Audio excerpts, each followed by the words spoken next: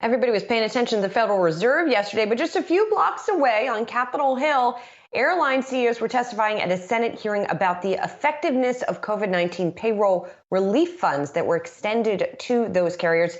And there were some fireworks. Adam Shapiro has the details. Now, you were covering the Fed as well, but of course you also cover the airlines for us. Yeah. And indeed, it got a little spicy at that hearing.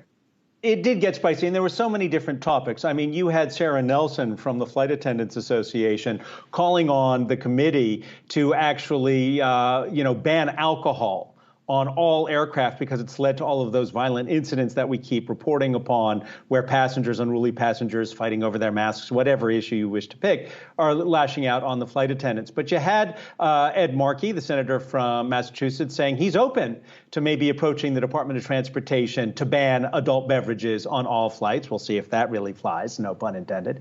But then there was the issue of the pilot shortage. United Airlines, before the pandemic, Julie, you may recall, launched a program to train pilots. They then, in 2019, said they would need 10,000 pilots going forward. That's still an issue. But it's a shortage of pilots that Scott Kirby, the CEO at United, said has 100 flights grounded every day that could be in the air. And then there was Senator Ted Cruz, never at a loss for words. Senator Cruz went after Scott Kirby at United because United has fired about 200 of its employees for refusing to get a COVID-19 vaccination. Here's how Kirby responded. Well, Senator Cruz, again, we did this for safety. We believe it saved lives. I think that's my number one obligation is safety, particularly running an airline. And do you have an obligation to your customers? My number one obligation is safety, including to our customers. Are your competitors unsafe?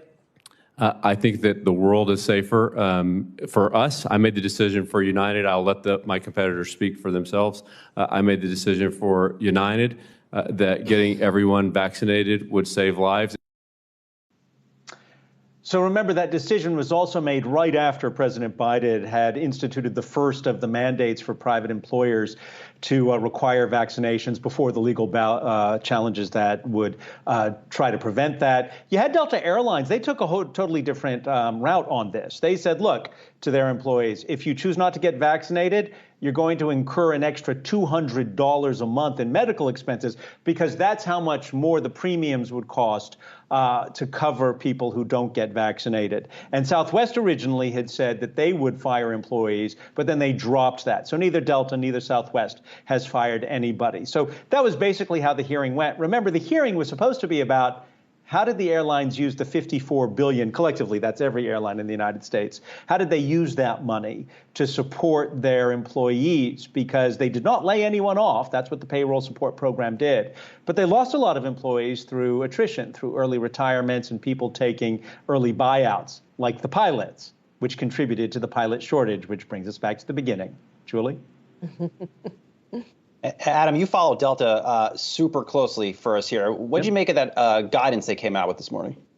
Ed Bastian has always been optimistic. He had warned that they might not be profitable in the fourth quarter. Keep in mind that this is what they're reporting as part of their investor day, is an adjusted pre-tax profit for the fourth quarter. They say that things will improve in 2022. But there's the issue of Omicron, and he's acknowledged that that's starting to have an impact on bookings. Keep in mind that the most lucrative route for any of the airlines is London to New York, New York to London, London to New York. And we see cases of Omicron, COVID-19 spiking in the UK. That could put a damper on all of this. But when you take a look at where the airline stocks are today, only Delta is trading higher, and it's up about 7 cents right now. But the others are trading down. American Airlines, United, Love, they are both, Southwest, they are trading down today. And Delta at one point, despite the optimistic outlook and the improved guidance for 2022 and going as far as real profitability by 2024, not up tremendously today, and it's flirting with flatlining. Yeah, really interesting what we've seen lately from the airlines, and we'll see what happens with some of those new requirements in Europe in particular. Thanks, Adam. Appreciate it.